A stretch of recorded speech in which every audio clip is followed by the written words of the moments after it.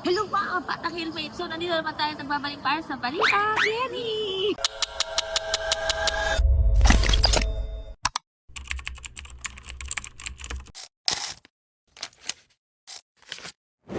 Kahit saan, magbabalita pa rin ako.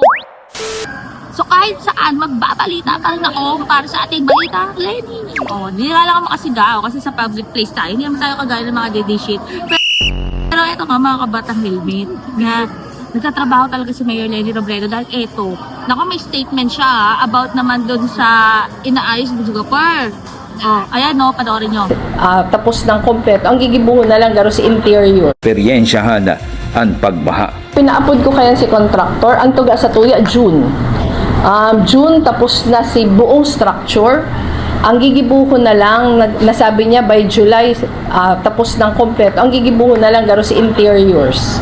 Pero June tapos na. Confident man ako na magagamit na yan by the Peña Francia Fiesta. Si pag-present digdi kang contractor, may man siyang pagduda na may magiging sabit pa. So hinapot ko siya, may na daw mangyari na pwedeng makakos ng further delay, sabi niya Mayo. So ako confident ako matatapos siya.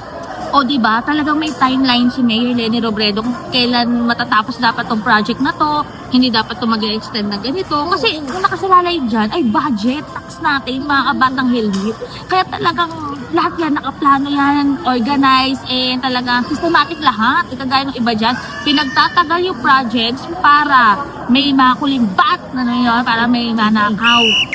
Pero ayan nga mga batang helmet, mabilisan lang to kasi nga ito ang balita, Remy.